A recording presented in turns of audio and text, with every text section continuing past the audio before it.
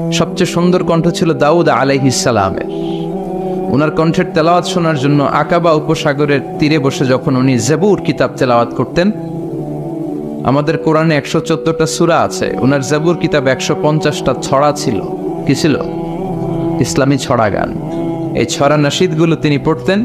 এগুলো শোনার জন্য সাগরের মাছগুলো সাগর ছেড়ে দিয়ে কিনারায় চলে আসতো। সুবহানাল্লাহ বাড়িতে যেয়ে বললেন, সুবহানাল্লাহ বলতে নিষেধ নাই তো না? এটা বলা যাবে। চিল্লায় পড়েন সুবহানাল্লাহ। আকাশের পাখি নিচে নেমে যেত, জঙ্গল ছেড়ে দিয়ে প্রাণীগুলো ওনার কাছে চলে আসতে, পড়েন আল্লাহু আকবার। কিন্তু ওনার কণ্ঠকে বিশ্বনবীর কণ্ঠের চাইতে বেশি সুন্দর। বিশ্বনবীর সাথে কোনো কম্প্যারিজন চলে না। No comparison with our beloved prophet, the last messenger Muhammad sallallahu, he is out above of any kind of comparison. সব ধরনের তুলনার ঊর্ধ্বে তিনি। whether it's the power, fitness, personality, status, আপনি যেটাই বলেন না কেন, শক্তি, সৌন্দর্য, মর্যাদা, যে কোনো দিক থেকে বিশ্বনবী গোটা বিশ্বের সব মানুষ তো দূরের কথা, নবীদেরও সেরা। চিল্লায় বলেন ঠিক না? তো দাউদ আলাইহিস সালামের কণ্ঠ বড় সুন্দর ছিল, কিন্তু বিশ্বনবীর কণ্ঠ তার চাইতে বেশি সুন্দর ছিল। তিনি যখন রাত্রিবেলা কোরআন তেলাওয়াত করতেন, মক্কার সব কাফিরদের নেতারা, মক্কা একটা পার্লামেন্ট বসতো প্রতিদিন। এই পার্লামেন্টের প্রধানমন্ত্রী হচ্ছে আবু জাহাল। মক্কার পার্লামেন্টের প্রাইম মিনিস্টার কে? কথা বলেন। আর ক্যাবিনেট মেম্বারদের মধ্যে ছিল উতবা, শাইবা, ওয়ালিদ ইবনে মুগীরা, আবু সুফিয়ান। এরা ছিল ক্যাবিনেট মিনিস্টার।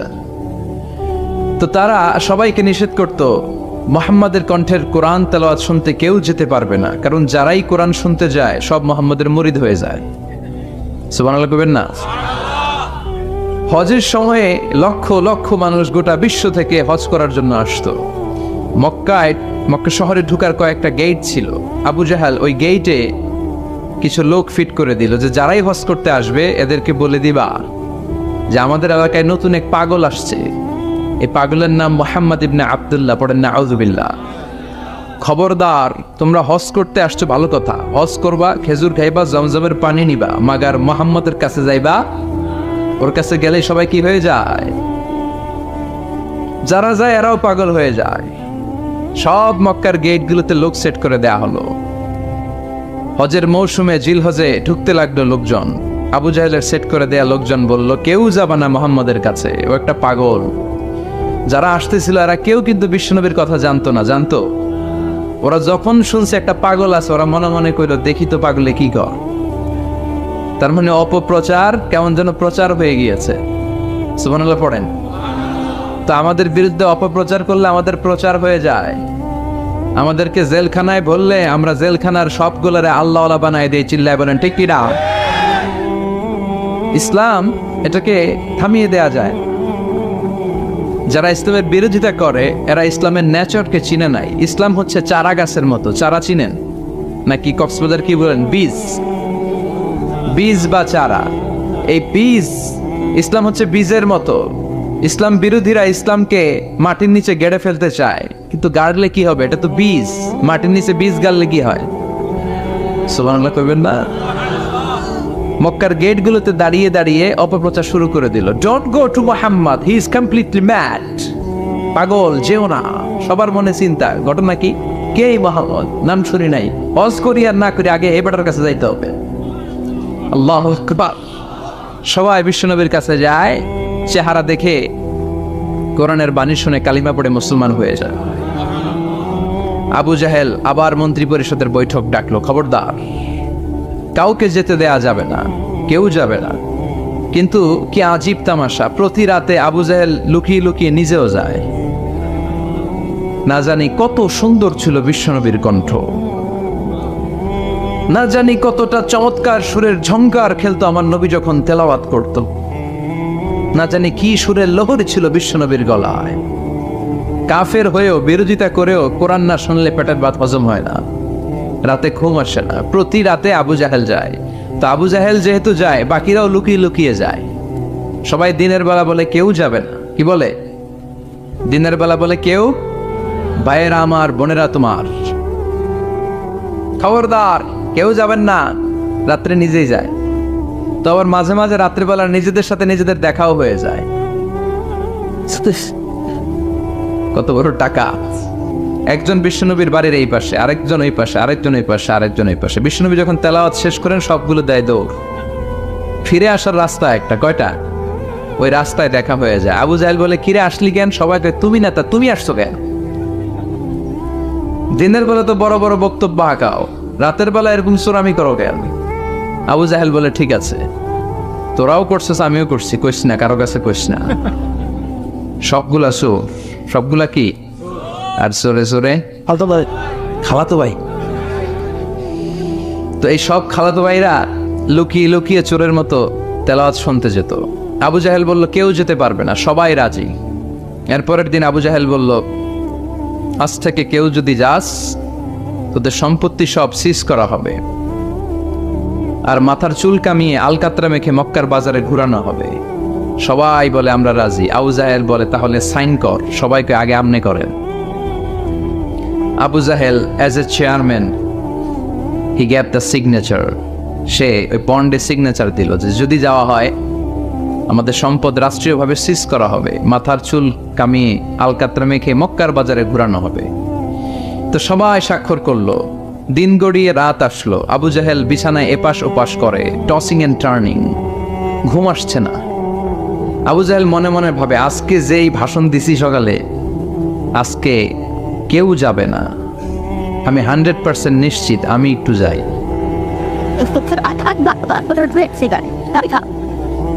মজার ব্যাপার হলো, উতবা, শাইবা, ওয়ালিদ ইবনে মুগীরা তারাও নিশ্চিত যে কেউ যাবে না। তারাও বাড়িতে বসে নিশ্চিত যে কেউ যাবে না, আমি একটু। আজকেও সব খালাতো ভাইয়েরা, কেউ ডানে, কেউ বায়ে, কেউ সামনে পেছনে। বিশ্বনবীর বাড়িটা এখন যেখানে, এটা সৌদি গভর্নমেন্ট ওই জায়গায় লাইব্রেরি করে রেখেছে। লাইব্রেরি, জ্ঞানের আলো বিতরণ হচ্ছে। গেলেই ফ্রি বই, ফ্রান্সের মানুষ ফ্রেঞ্চ ভাষায় ট্রান্সলেট করা কোরআনের অনুবাদ, বাঙালি বাংলা ভাষায়, ইন্ডিয়ান হিন্দি ভাষায়, কেরালা ভাষায়, মান্ডারিন, ইংরেজিতে তো আছেই। বিশ্বনবীর ওখানে গেলেই বই। তার পাশেই এই প্রাইম মিনিস্টারের বাড়ি, মানে আবু জাহেলের বাড়ি। ওইখানে গেলে ফ্রি দুর্গন্ধ পাওয়া যায়, ফ্রি, কোনো টাকা দেওয়া লাগবে না। আর বাংলাদেশের হাজিরা ওইখানে গেলে সবাই ওইটারে খোঁজে। বাংলাদেশিরাও খোঁজে, পাকিস্তানিরাও খোঁজে, চায়নার উইগুর প্রদেশের যারা, আমাদের সাথে অনেক কিছু মিল আছে। হানাফি স্কুল অফ থট তারা প্র্যাকটিস করে। সবাই জেদ্দাতে নেমেই আগে বলে, আবু জাহেলের বাড়ি কই? সবাই বলে, আপনি তো আসছেন উমরা করতে, আবু জাহেলের বাড়িতে কি করবেন? যাইয়া হাইগা ভরাই দিয়ে আসুন। প্রাইম মিনিস্টারের বাড়িতে যে গোটা বিশ্বের মানুষ পায়খানা করে দুর্গন্ধ করে দিয়ে আসে। এজন্য প্রাইম মিনিস্টারদেরকেও সাবধান হওয়ার দরকার আছে না নাই? চারদিকে সব খালাতো ভাইরা সেট আপ, প্রাণ ভরে আজকে শুনবো। প্রতিদিন দেখা হয়ে যায়, আজকে কারোর সাথে দেখা হবে না। তো সবাই প্রাণ ভরে বিশ্বনবীর কণ্ঠের জাদুমাখা তেলাওয়াত শুনে, বিশ্বনবী কোরআন তেলাওয়াত যখন শেষ করলেন সবগুলা দিছে দৌড়। কিন্তু ফিরে যাওয়ার রাস্তা কয়টা? আজকেও দেখা। আজকে কেউ কাউরে কিছু বলে না, সবার মাথা নিচের দিকে। আবু জাহেলও নিচে তাকায় আছে লজ্জায়। উতবা, শাইবা, ওয়ালিদ ইবনে মুগীরা, পুরো দেশের মিনিস্ট্রি ক্যাবিনেট সবগুলা নিচের দিকে। ওদিকে মশার কামড় আছে না নাই? দীর্ঘক্ষণ নিচের দিকে তাকিয়ে থাকার পরে আবু জাহেল কয়, চল, যা হইছে হইছে, যা হইছে হইছে। কালকে থেকে আমরা সব চোরগুলা রাত্রে এক লগে ঘুমাবো, যাতে করে কাউকে ফাঁকি দিয়ে কেউ যেতে না পারে।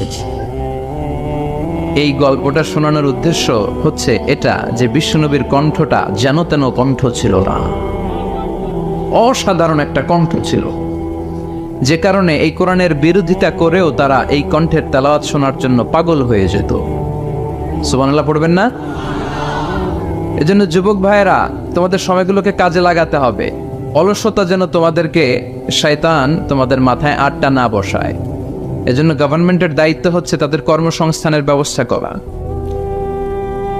সব কাজ আবার গভর্নমেন্টের উপর চাপালে চলবে না। আমাদের দেশে যে সিস্টেমটা, একটা বাজে সিস্টেম চালু হয়েছে, যারা ভোটে জিতে ক্ষমতায় আসে সব দায়িত্ব এদের, বিরোধী দলের কোনো দায়িত্ব নাই, তাই না? আবার ওই বিরোধী দল যদি ক্ষমতায় যায়, পুরো দেশের মা বাপেরা, অন্য দলের কোনো খাওয়া নাই, আছে খালি মায়ের কথা কন। আবার নির্বাচনে হাইরে গেলে ওরা খায় মায়ের, আমরা খালি মারামারি দেখি রেসলিং টিভিতে, আচ্ছা না নাই? তো এটা ঠিক না। কেউ সরকার গঠন করলে তাদের উচিত বিরোধী দলের মধ্যে যারা ক্যাপাবল লিডারশিপ কোয়ালিটি আছে তাদেরকে নিয়েও কাজ করা। হ্যাঁ, লিডারশিপ আমাদের থাকবে, প্রধানমন্ত্রী আমরা গঠন করব, কিন্তু বিরোধী দলের যে এত বড় অক্সিলিয়ারি ফোর্স, এত বড় লক্ষ লক্ষ মানুষ জনসভায় তারা যুক্ত হয়, ওদের বিরুদ্ধে জেল জরিমানা দিয়ে আমার দেশের কি লাভ? কথা বলেন, দেশটা আমাদের সবার না?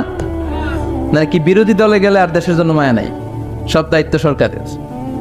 আসেন এগুলো থেকে বেরিয়ে আসি। আসবেন, আপনাদের সিদ্ধান্তই পারে এই বাজে প্র্যাকটিস থেকে আমার দেশটার হেফাজত করতে। সবাই রাজি আছেন তো? এজন্য গভর্নমেন্টের উচিত এই বেকারত্ব দূর করা। এলাকার যারা বিজনেস ম্যাগনেট আছে তাদের উচিত বেকারত্ব দূর করে দেয়া। বেকারত্ব দূর করে দেওয়ার মতো সওয়াবের কাজ পৃথিবীতে নাই। সুবহানাল্লাহ পড়ে। অনেকে মনে করে নামাজ পড়লেই সওয়াব, রোজা রাখলেই সওয়াব। না, আপনি যদি একজনের কর্মসংস্থানের ব্যবস্থা করে দেন, তার মাধ্যমে যদি ফ্যামিলিটা চলে, এর চেয়ে বড় সওয়াবের কাজ আর নাই। একজন অসুস্থ, রক্ত দরকার, গা থেকে রক্ত দিয়ে দিলেন, এর চেয়ে সওয়াবের কাজ আছে?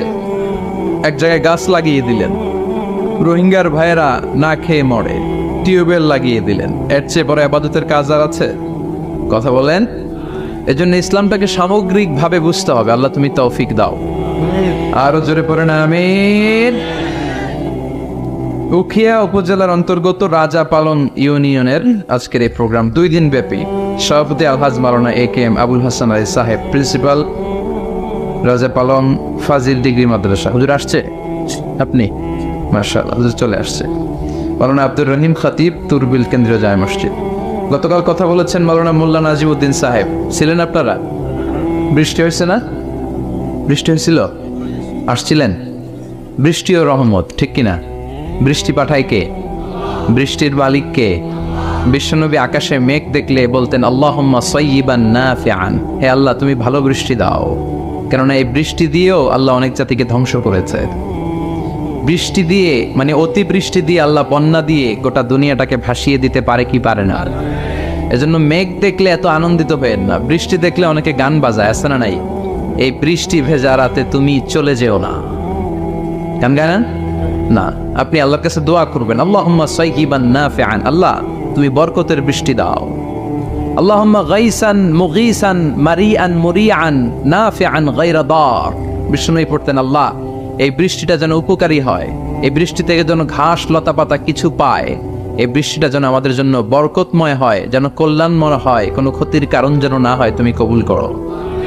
আবার বেশি বৃষ্টি হলে বিষ্ণুনবী দোয়া করতেন আল্লাহুম্মা হাওয়ালাইনা ওয়ালা আলাইনা, আল্লাহ আমাদের এলাকায় আর বৃষ্টি দিও না, আমাদের চারিপাশে দাও। এই দোয়াগুলো পড়ার দরকার আছে না নাই? আল্লাহ যা বৃষ্টি দিবে এটা যেন আমাদের কল্যাণ হয়, আমরা পড়ি আমিন। আজকে হচ্ছে দ্বিতীয় রজনী। আজকে আমরা ইনশাআল্লাহ কোরআন থেকে কথা শুনবো। মহিলাদের জন্য প্রজেক্টরের মাধ্যমে মাহফিল দেখার ব্যবস্থা আছে। যারাই এই প্রোগ্রামের সাথে সম্পৃক্ত, আল্লাহ তাদের সবাইকে কবুল করো। আসুন আমরা ফরমালি আল্লাহকে একটা থ্যাঙ্কস জানাই, ধন্যবাদ জানাই। আমরা হৃদয় নিংড়ানো মনের সবটুকুন ভালোবাসাকে উজাড় করে দিয়ে, সিংহ শার্দুলের মতো গর্জন করে, আকাশ বাতাস প্রকম্পিত করে, মন প্রাণ বুক মুখ একসাথে করে, দেহের সবটুকুন শক্তি গলার মাঝ বরাবর এনে চিৎকার করে পড়ি কালিমাতু শুকুর আলহামদুলিল্লাহ। সবাই পড়েন রব্বানা লাকাল হামদ হামদান কাসীরান তাইয়িবান মুবারাকান ফীহি ইয়া রাব্বি লাকাল হামদু কামা ইয়ানবাগি লিজালালি ওয়াজহিকা ওয়া আযীমি সুলতানিকা লাকাল হামদু বিল ঈমান লাকাল হামদু বিল ইসলাম লাকাল হামদু বিল কোরআন। আমরা প্রশংসা করলাম কার? সব জায়গায় প্রশংসা করব কার? তাহলে নেয়ামত দিয়ে আমাদেরকে সিক্ত করবে কে? আমাদের জীবনগুলোকে শান্তিময় আনন্দময় করবে কে? বেশি বেশি আমরা আল্লাহর প্রশংসা করব। রাজি আছেন তো? সবাই রাজি? আল্লাহ তুমি কবুল করো, আমিন। আজকে আমরা যে বইটা থেকে কথা শুনবো, বলেন তো বইটার নাম কি? আরো জোরে বলেন, কি নাম? আমি এই বইটার একটা ছোট্ট সূরা, সেখান থেকে 2টি আয়াত আমার খুতবায় তেলাওয়াত করেছি। সূরাটি হচ্ছে সূরাতুল আ'লা। সূরাতুল আ'লার 16 এবং 17 নম্বর আয়াত আমি তেলাওয়াত করেছি, এই আয়াতের আলোকে আমি আপনাদের সাথে কিছু কথা শেয়ার করবার চেষ্টা করব, পড়েন ইনশাআল্লাহ। এই আয়াতে আল্লাহ বুঝাতে চেয়েছেন এই পৃথিবীটাকে এত বড় মনে করো না। You have to go back to your lord. তোমাকে তোমার রবের কাছে ফিরে যেতে হবে। এই দিন না আরো দিন আছে, খেলা হবে, সেদিন খেলা হবে, ফাইনাল খেলা। ওই খেলার জন্য আমরা অপেক্ষা করছি। এই পৃথিবীতে ক্ষণিকের জন্য আমরা এসেছি, হ্যাঁ, very short period of time. আসল সময় শুরু হবে সেদিন, কিয়ামতের দিনটাই, যেদিন আমরা উলঙ্গ হয়ে দাঁড়াবো। সূর্যটা মাথার কাছে চলে আসবে, সূর্যের তীব্র তাপে মাথার মগজগুলো গলে গলে নাকের ছিদ্র আর কানের ছিদ্র দিয়ে বেয়ে বেয়ে পড়বে। জিহ্বাটা কুকুরের মতো তৃষ্ণায় বের হয়ে নাভির সামনে এসে ঝুলতে থাকবে, কুকুর যেমনি ঝুলায়। সবাই তৃষ্ণার্ত, ক্ষুধার্ত, ঘর্মাক্ত, পেরেশান, চিৎকার, চেঁচামেচি, কান্না, বিলাপ। সবার মুখে একটাই আওয়াজ, আল্লাহ আমার বাঁচাও। ওই দিনের জিকিরের নাম কি? বাঁচাও। সবাই বলেন, ওই দিনের জিকিরের নাম কি? রব্বুল আলামিন বলেন, ওই কঠিনতম দিনে যদি বাঁচতে চাও, দুনিয়ার মায়াকে ভুলে যাও, আখিরাতের জন্য প্রস্তুতি নিয়ে ফেলো। বাল তু'থিরুনাল হায়াতাদ দুনিয়া ওয়াল আখিরাতু খায়রুন ওয়া আবকা। তোমরা এই দুনিয়ার জীবনটারে অনেক বড় মনে করো এটাই আসল। আল্লাহ বলে এটা আসল না, এটা নকল। আসল হচ্ছে আখিরাত, ঠিক কি না? এই দুনিয়ার জীবন হলো অস্থায়ী, আখিরাতের জীবন হলো চিরস্থায়ী জীবন। এই দুনিয়ার জীবনটা উত্তম নয়, আখিরাতের জীবনটা উত্তম। কার কথা? বাল তু'থিরুনাল হায়াতাদ দুনিয়া। তোমরা এই দুনিয়ার জীবনকে বড় মনে করো, দুনিয়া করো। তোমরা আব্দুল্লাহ না হয়ে আব্দুদ দুনিয়া হয়েছো, আল্লাহর দাস হও নাই, দুনিয়ার দাস হয়েছো। তোমরা দুনিয়া করো, দুনিয়াটা ক্ষণস্থায়ী, চিরস্থায়ী হচ্ছে আখিরাত। কার কথা? এজন্য আল্লাহ বললেন, ওয়ালাল আখিরাতু খায়রুল লাকা মিনাল উলা। ও নবী, দুনিয়া নয়, আখিরাত আপনার জন্য উত্তম। সুবহানাল্লাহ। আখিরাত এটা সেরা, এটা স্থায়ী, এটা উত্তম, দুনিয়াটা নয়। You prioritise this life in this world, but the life after death much more better than this worldly life. এই দুনিয়াকে তুমি বড় মনে করো, দুনিয়াটাই সব মনে করো। দুনিয়াটাই সব নয়, আরো বড় জগৎ আছে না নাই? এই দুনিয়াটা আসলে একটা মোহ। এটা কি? একটা খেলার মধ্যে আমরা পড়ে আছি, মোহাচ্ছন্ন, লোভাতুর হয়ে আছি। চাকচিক্যময় দুনিয়া দেখে এর পরীক্ষার ভেতরে পড়ে আখিরাতকে আমরা ভুলিয়ে গিয়েছি। আর আল্লাহ বলেছেন, দুনিয়া নয়, শ্রেষ্ঠ হলো আখিরাত। ওই আখিরাতের জন্য তোমরা সামান জোগাড় করো। চিল্লায় বলেন, ঠিক কি না? আবার আল্লাহ বললেন, এই দুনিয়ার জীবনটা হলো মাতাউল গুরুর, ওয়া মাল হায়াতুদ দুনিয়া ইল্লা মাতাউল গুরুর। দুনিয়ার জীবনটা হলো সাময়িক ভোগের সামগ্রী, সাময়িক ভোগের বিষয়। আজ আছে কাল নাই, হাতের ময়লা, ছেড়ে দিলে সব শেষ, ঠিক কি না? আবার আল্লাহ বললেন, এই দুনিয়ার জীবন হলো লাইবুন ওয়া লাহবুন, ওয়া মাল হায়াতুদ দুনিয়া ইল্লা লাইবুন ওয়া লাহবুন। দুনিয়ার জীবন হলো খেল তামাশা, মরলে সব শেষ হয়ে যাবে। চিল্লায় বলেন, ঠিক কি না? ওরে এভবের রঙ্গ হবে যে ভঙ্গ, সবই সাধেরই অঙ্গ তোমার মাটিতে মিলাবে, জন্মিলে মরিতে হবে, ঠিক কি না? মাটিতে মিলিয়ে যাবে, কিচ্ছু থাকবে না, লাশ হয়ে যাবে, খুঁজেও পাওয়া যাবে না। আবার আল্লাহ বললেন, এই দুনিয়ার দৃষ্টান্ত হলো কামা ইন আনজালনাহু মিনাস সামা। এই দুনিয়ার জীবন আকাশ থেকে পাঠানো পানির মতো। এই পানি দিয়ে দুনিয়াতে গাছ হয়, একদিন গাছগুলো মরে যায়, ভুসি হয়ে যায়। বাতাসের এক ঝাপটায় ভুসিগুলো কই যায়, খুঁজেই পাওয়া যায় না, ঠিক কি না? কোথায় যে চলে যাবে দুনিয়ার জীবন, খুঁজেই পাওয়া যাবে না। টিকে থাকবে, অবশিষ্ট থাকবে, আজীবনের জন্য অপেক্ষা করবে একটা কাল, সেটা হচ্ছে আখিরাত। চিল্লায় বলেন, ঠিক কি না? আমরা লোভের মধ্যে পড়ে আছি, মহাচ্ছন্ন। কখন যে ডাক চলে আসবে আমরা জানি। চিল্লায় বলেন, জানি। একদিন মাটির ভেতরে হবে ঘরে মন আমার, কেন বান্ধ দালান ঘর রে মন আমার, কেন বান্ধ দালান ঘর।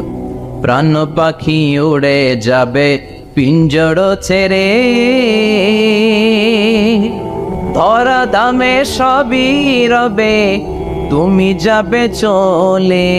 বন্ধু বান্ধব যত মাতা পিতা দ্বারা সুত সবই হবে তোমার পরে মন আমার, কেন বান্ধ দালান ঘর।